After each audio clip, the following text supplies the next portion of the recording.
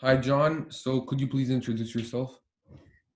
Hey guys, I'm John Dreiling. I'm a professional wakeboarder from Orlando, Florida. I've been wakeboarding for 10 years and yeah, I don't know. How did you start wakeboarding? How did you get into it? My dad skied a lot. We had a ski boat in our backyard and he was just really into water sports. And when wakeboarding was getting bigger, there was contests here. I grew up in Orlando. And there were contests at Orlando Water Sports Complex behind the boat. So I started going a little bit with him just to check it out. And we had a friend that I grew up with that rode in some of them. And the friend taught me how to ride once. Didn't really ride much. And then when I got older, my dad was like, "Hey, we should get a wakeboard." He bought one. Tried it once or twice. Rode for a few times. Just tried to get any air like this much, but like couldn't really. And then one day I went. My friend brought me to the cable park when I was 15, and I was like, "This is amazing." And I went a few times, like four. And then I didn't go again until I was 16 and I got my license and I just started that. Then I started trying to ride boat more and I rode boat for like a month. And then I was like, I'm going to go to the cable park. I got a pass to the cable park and I just rode cable every day, never rode boat for a year. And so then I tried to ride boat a little bit again, but I just always loved cable. So that's Yeah, kind of how I got into it. that's sick. I love your style with the big ears and the big gaps and everything. It's sick. Thank And you. it's cool having a park 10 years ago. I think we got our first park like 4 years ago, maybe five. Yeah. How important is wakeboarding to you, and did it change your life in any way? It definitely changed my life.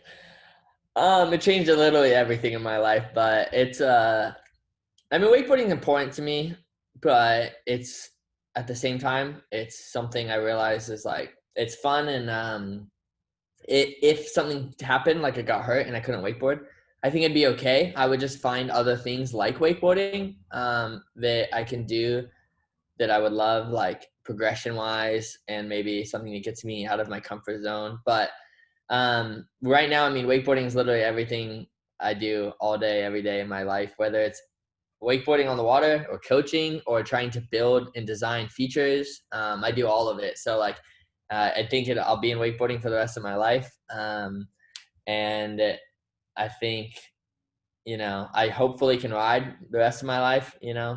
if I stay healthy. And, but yeah, it changed my life a lot because I was definitely not like on that path. I wanted to be a professional musician and study physics and be a scientist.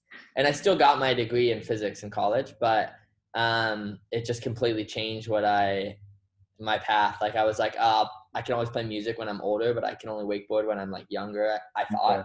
Now I think like you probably could wakeboard a long time. It's just you might not be able to go big and do big gaps. But yeah, I think I just decided that yeah, everything changed and I was gonna go to college somewhere where it's cold and I changed schools and decided to stay in Orlando and go to college here at university. So yeah, I don't know how to else to explain it. Like literally everything in my life changed. Yeah, that's cool.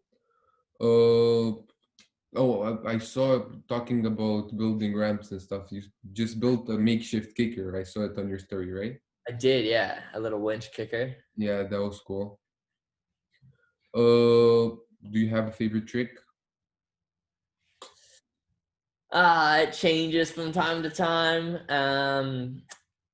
I just love back fives, honestly. Like any kind of back five, toe side, heel side. I think that you can grab them really good. You have enough time to do different grabs, and there's so many ways to do them. Whether Yeah. you grab before or after, and I think they just never get old. Do you have any tips or tricks for riders trying to start and get into the sport? Um, just stay with it. Just you know, don't give up, and if you're trying to progress in the sport and you already can wakeboard, just do something uncomfortable every day, and that make that a habit because it'll quickly make your what's uncomfortable to you just change completely too. Yeah, Doing something uncomfortable, if it becomes normal, then all you have to worry about is like scary tricks, but like your progression will happen so quick because For example, if a switchback lip is uncomfortable, you just do a switchback lip a ton of times. That now opens the door for so many more tricks that end up landing in a switchback lip. But if you never did that, it would Yeah. just you start hitting a wall. You know what I mean? And yeah, just before you know it, if you ride every day and do something uncomfortable, you just will get good so quick. Talking about scary tricks and being afraid, what's a trick that you're most afraid of? One trick, I don't know if there's one trick. There's tricks that I stayed away from because of more like strategically, I didn't want to get hurt. For example, double flips. When they became really popular, I already had better contest-wise, better kicker tricks. Yeah. So I never learned them. I never tried them just because I didn't want to get hurt, and I had a lot of friends get hurt on them. But I'm not necessarily scared of them. I just decided I was scared of getting injured. You know what I mean? Like, I think they're actually a lot less scary than some of the big gaps, but I just think I won't get hurt on the big gaps, if that makes sense. Yeah. But the scariest trick I ever did was toe back 270 rail to rail at Valdosta in yard sale last year, over the grass to a handrail. The That grass? was the scariest trick I ever did. What? Over the grass?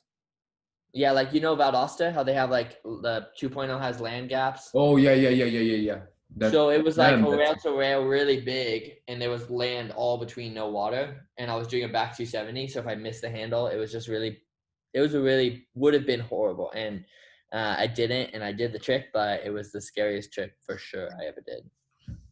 Yeah, I was talking with Liam yesterday about about double backflips, and he was saying that he is trying to get into the triple. Yeah, That's scary and sick though. yeah, that's a little scary.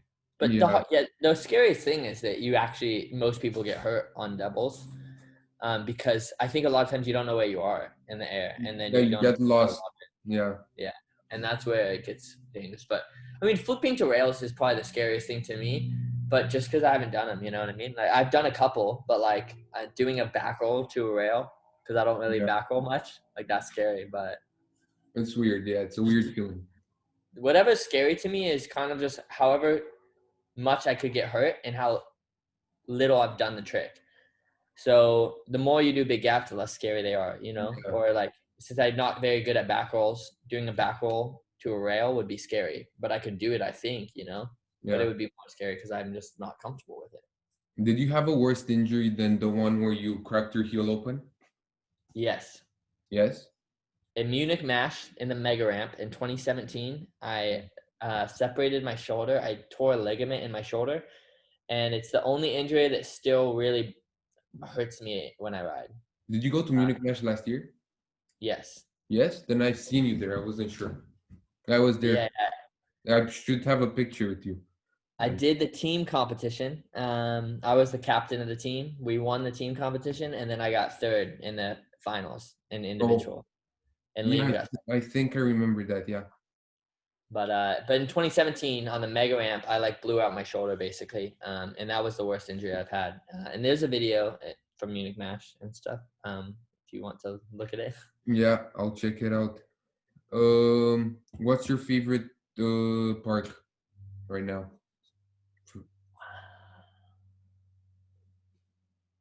Probably West Rock. What's wrong?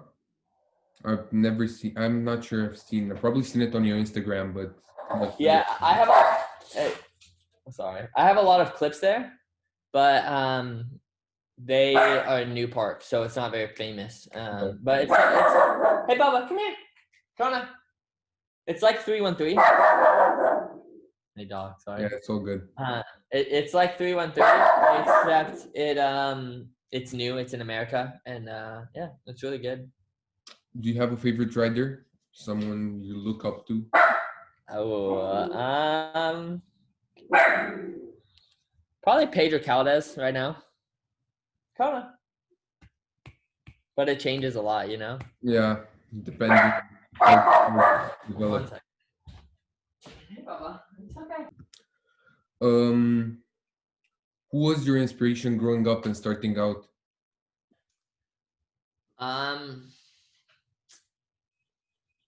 Daniel Grant was a big inspiration. Nico von Lerchenfeld has my whole life been a huge inspiration. I don't know who that is. Nico von Lerchenfeld. He lives in Germany, but he's I mean it's an old pro, but he's still a pro. He has a board with Liquid Force. Yeah. He has unit rails, but at Munich Mash, that first rail, the kicker Yeah. to the downer, that's Nico's rail. Oh. But he was in Munich Mash too. He's a great rider, and he's just been like had a really long, consistent, good career. And probably Rafter Rome, those three. Cool.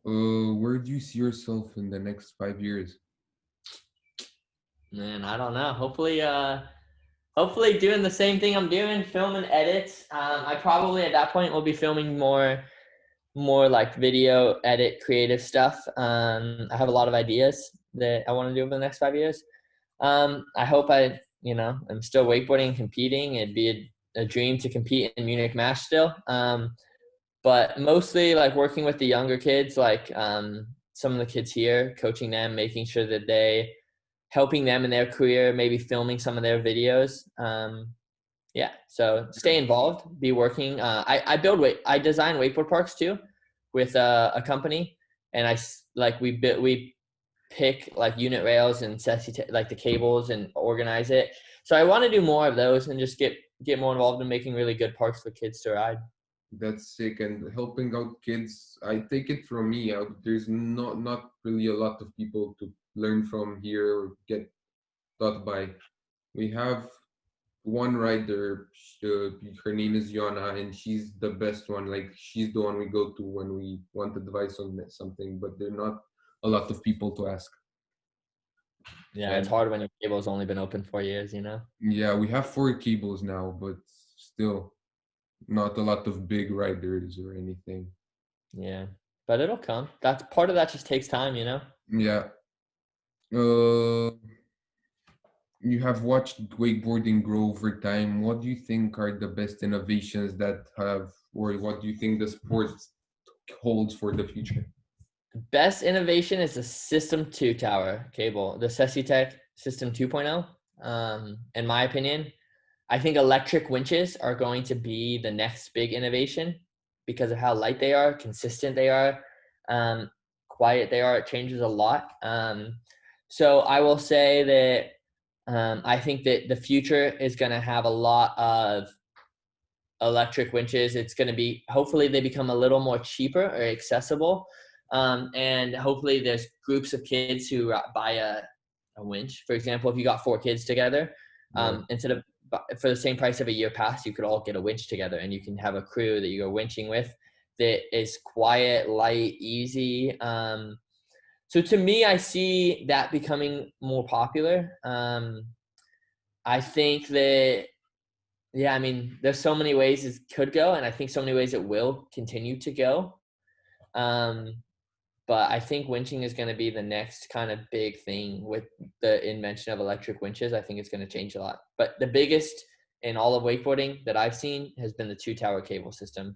It's just made wakeboarding so much more accessible. Yeah. Doing Red Bull events like Munich Mash that get wakeboarding in front of more people. It changed everything. Yeah, but with winching, the idea is, in my opinion, that you have to have the police in your city or somewhere close by. Because, for example, in our city, there's a couple of lakes, but they're in the middle of parks and they're dirty and filthy and everything, you know? Yeah. I've seen some people in Australia. This is why I say it. There's a guy named Alex Figgins who is in Australia, and they've been finding a little pond. They've been setting up little kickers and little corrugated pipes, and they just ollie onto rails. You can buy a corrugated pipe pretty cheap and have a little rail. And they've been doing their own like little backyard parks. Yeah. But I think that jet ski rails are going to start coming back. But man, it's so hard to say what's going to happen. I do think airbags are going to be invented at wakeboard parks. I'm actually working on that with some people Your of bag? inventing an airbag, like an aqua park. You know aqua parks, Yeah. but it's gonna be like an aqua park that you can land like a landing ramp, and maybe there's an airbag in it that you can like land in, like snowboarding has. That's And I think that kicker riding's kind of been put on hold for a while because we've kind of hit a point where it's like, unless the only way to really go is like doubles with spins, I feel like, or something like that, because we already go so big to do 1080s, and we've seen some 1260s, but it's just like Yeah. it's stopped after 1260s, and only a few people do them. So I don't think 1440s are going to become normal. So I think Can you without, do 1440? no one's ever done it. No. But I think that like double flips with spins and all that, that's coming, and kicker riding is going to kind of come back, I think. And yeah, I think that airbags are going to help, and landing ramps in general are going to come back, or are going to be a thing. But like, so when I say airbags, I just mean more like a soft landing ramp, Yeah. not like a full on airbag, but like a mega ramp, Like a but like resi. plastic. What? Like a resi. You know, like, Yeah. yeah. Yeah, exactly. Like a resi. I think that's going to become a thing, and that's going to be probably the next big innovation. I mean, electric winches are already here, and we already are seeing a lot more people winching. But I think that airbags are going to become, or resi landing ramps are going to become a big thing, in my opinion, to make softer landings so we can go bigger. Yeah. And What other sports do you like or to do, and did wakeboarding help you in progress in them in any way? yeah, wakeboarding helped progress everything in my life. I think I just learned how to learn things. I learned how to about myself a lot more, about how to take things slowly and consistently and like progress over time instead of like it doesn't happen overnight, you know. But I think that like skateboarding I've been doing more, surfing, wakeboarding of course helps with those for the board sport aspect, but also for like understanding like this is how I learn a trick. Let me learn it safely. Let me not try just send something crazy and get smoked.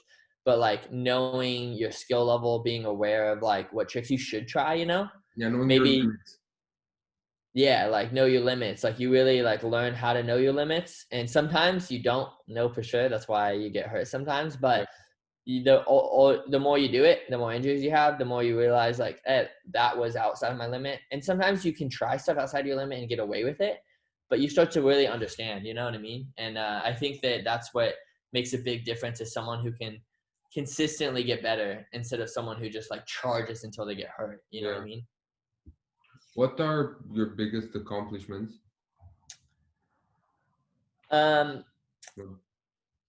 I won Langenfeld Open in 2017. That was really big. I'm currently not. I got third in the Wake Park World Championships in 2015, and to me that's just special because it was like the first time I really did something like in a World Championship, and I got third in the World Series as Very well. big.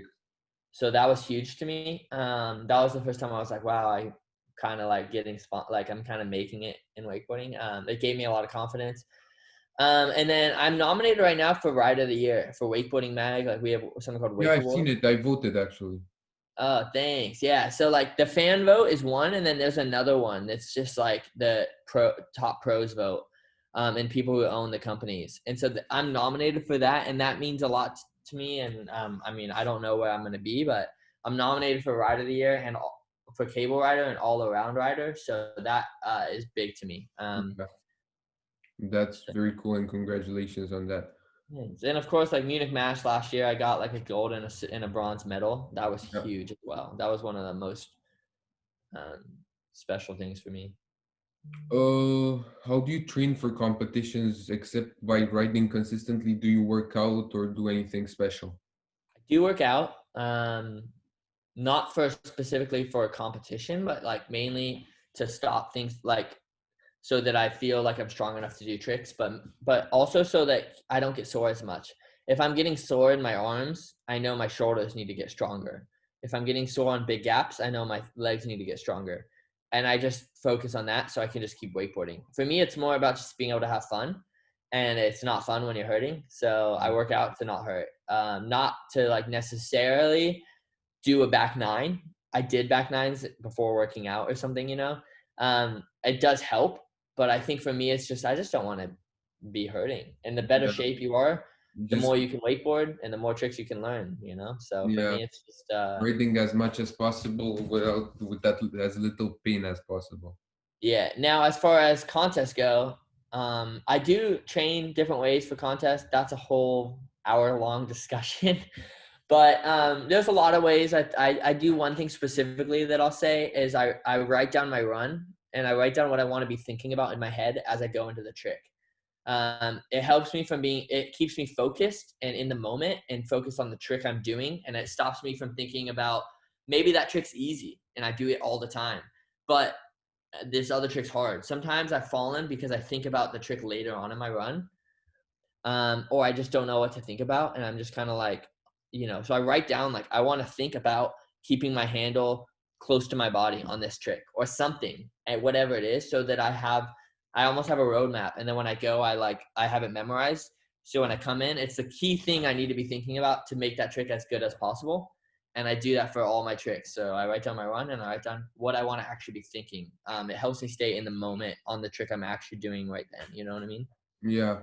It Also was a during game competition, changer. excuse me. It was a game changer for me doing that. Yeah. Also during competition, the pressure builds up, all the people around and everything, and trying to keep your head in the game is just key. Exactly. So this is a way to do that. How do you get your first sponsorships? Um,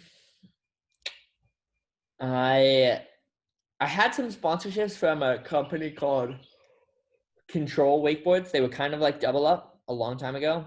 And I knew one of the pros. I met him and I sent a video to him, and they were they were stoked, and they started giving me half off boards. And they said if I sell a board, I can get a board. So if my friend buys a board, then I can get a board. So I started basically, I didn't like sell it actually myself, but I would basically try to get other people to ride the board I rode.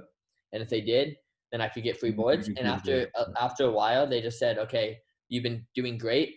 We'll give you more boards. And then mainly but it did start, I didn't get my first sponsorship with Control until I got on the podium of a pro contest. So when I got third in a pro contest, a big one, like international one, that's when I got my first sponsorship. So for me, it took a long time. For someone like you, it'd be completely different. But being in Orlando is, it's very different in Orlando. So for me, it took a long time to get my first sponsorship. I was literally, no, before that, I was already getting boards if I got my friends to buy boards, but I didn't get an actual sponsorship where I got free boards, unlimited or whatever, until I got on the podium in pro in a contest. Yeah. Right now you ride with Slingshot, right? Yes.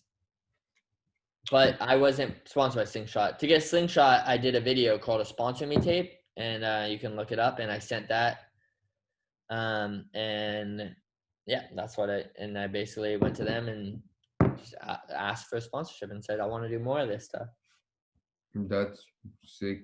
Getting yourself out there, people seeing you and appreciating what you do. Yep. Is there anything you would like to add? Any comments or anything? I don't know. No, not really. Not at the moment. I just keep writing and have fun with it. And lastly, I would need to get you saying on video that it's okay with you, with me recording this conversation and posting it on my website. Yeah, it's okay. You can record this. You can post anything. Use it however you would like. Great. Thank you.